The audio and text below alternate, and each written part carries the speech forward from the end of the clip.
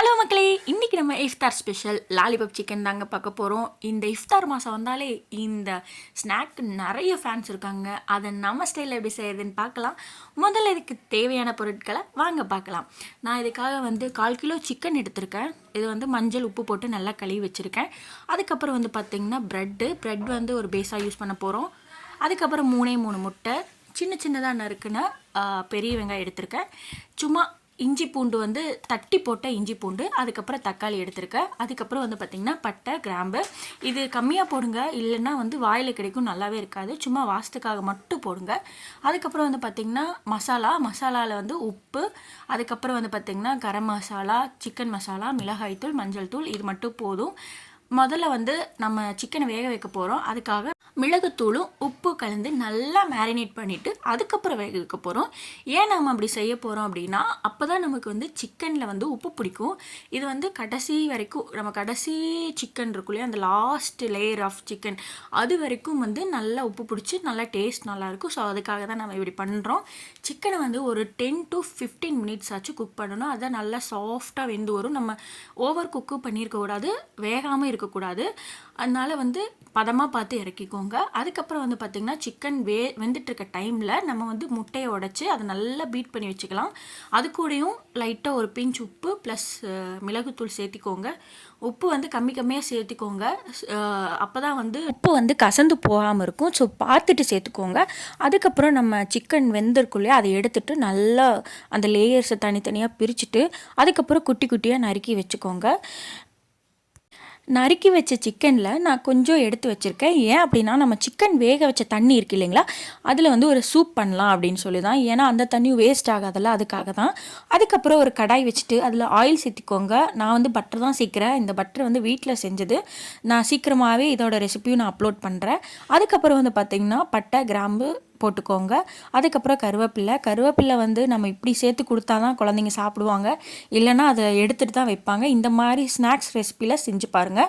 கண்டிப்பாக அதை எடுத்துலாம் வைக்க மாட்டாங்க, கண்டிப்பாக சாப்பிட்ருவாங்க. அதுக்கப்புறம் தட்டி வச்சு இஞ்சி பூண்டையும் நம்ம போட்டு நல்லா வணங்கி விடணும். இஞ்சி பூண்டு போட்டதுக்கப்புறம் அடிப்பிடிக்கும். ஸோ அதனால் சிம்மில் வச்சுட்டு நல்லா கலந்து விடுங்க. அதுக்கப்புறம் பொடியாக நறுக்குன்னு வெங்காயத்தை போட்டுருங்க. போட்டுட்டு கொஞ்சோண்டு அதுக்கு ஒரு பிஞ்ச் சால்ட்டு போட்டு நல்லா கலந்து விடுங்க. அப்போ தான் நமக்கு வெங்காயம் நல்ல கண்ணாடி பதம் வெந்து வரும். சீக்கிரமாகவும் குக் ஆகிடும். ஸோ அதுக்காக நம்ம உப்பு சேர்த்து வதக்குறோம். இஞ்சி பூண்டு வெங்காயம்லாம் போட்டதுக்கப்புறம் செம்ம ஸ்மெல் ஒன்று வந்துச்சு, செம்மையாக இருந்துச்சு. பட்டர் போட்டதுக்காக என்னன்னு தெரியல. இந்த ரெசிபிக்கு நான் கேரண்டி, செம்மையாக இருந்துச்சு. கண்டிப்பாக ட்ரை பண்ணி பாருங்கள், டேஸ்ட்டு சூப்பராக இருக்கும். அதுக்கப்புறம் தக்காளி ஆட் பண்ணிவிட்டு நம்ம எடுத்து வச்ச மசாலா இருக்குது இல்லைங்களா, அதாவது மஞ்சள் தூள், கரம் மசாலா, சில்லி பவுடர், அதுக்கப்புறம் சிக்கன் மசாலா, அதெல்லாம் போட்டுட்டு நல்லா கலந்து விட்டுருங்க. அதுக்கப்புறம் நம்ம சிக்கன் வேக வச்சோம் இல்லைங்களா, அந்த தண்ணி எடுத்து அதில் ஊற்றிக்கோங்க. ஏன்னா நம்ம மசாலாஸோட பச்சை வாடை போகிறக்காக தண்ணி ஆட் பண்ணுவோம். அதுக்கு சிக்கன் வேக வச்ச மசாலா தண்ணியே ஊற்றினோம் அப்படின்னா கொஞ்சம் டேஸ்ட் நல்லாயிருக்கும். அதுக்காக தான் நீங்கள் நார்மல் தண்ணி கூட ஊற்றிக்கலாம். அதுக்கப்புறம் பார்த்திங்கன்னா நம்ம வெட்டி வச்சுருக்கிற சிக்கனை போட்டுட்டு நல்லா கலந்து விட்டுருங்க. இந்த ஸ்டேஜில் உப்பு பார்த்துட்டு உப்பு போடுங்க. பத்தலைனா மட்டும் போடுங்க. ஏன்னா நம்ம நிறைய இடத்துல உப்பு யூஸ் பண்ணியிருக்கோம். ஸோ பார்த்துட்டு போடுங்க. அதுக்கப்புறம் நம்ம பீட் பண்ணி வச்சுருக்கிற முட்டையை இந்த ஸ்டேஜில் சேர்த்துக்கோங்க. முட்டையை சேர்க்கும்போது ஒரு தடவை பீட் பண்ணிவிட்டு சேர்த்துக்கோங்க. ஏன்னா உப்பு அடியில் படிஞ்சிரும். ஸோ அதுக்காக தான்.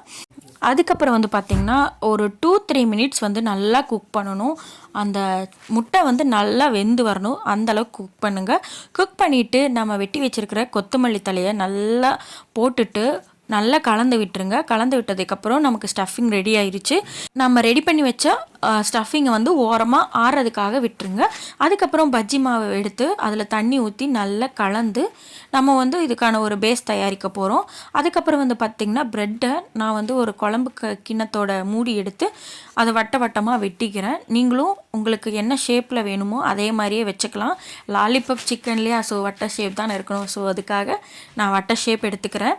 அதுக்கப்புறம் பார்த்திங்கன்னா நான் இன்றைக்கி செஞ்ச ஒரே ஒரு பெரிய தப்பு என்ன அப்படின்னு பார்த்திங்கன்னா, இந்த டிஃபன் பாக்ஸில் பெரிய டிஃபன் பாக்ஸ் தான் அது.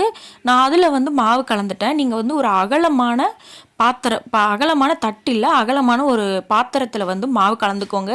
அப்போ தான் அந்த லாலிபாப் டிப் பண்ணி எடுக்கிறதுக்கு வசதியாக இருக்கும். எனக்கு நான் டிப் பண்ணிட்டேன், எல்லாமே பர்ஃபெக்டாக வந்துருச்சு. பட் நான் டிப் பண்ணுறம்போது எனக்கு கஷ்டமாக இருந்துச்சு.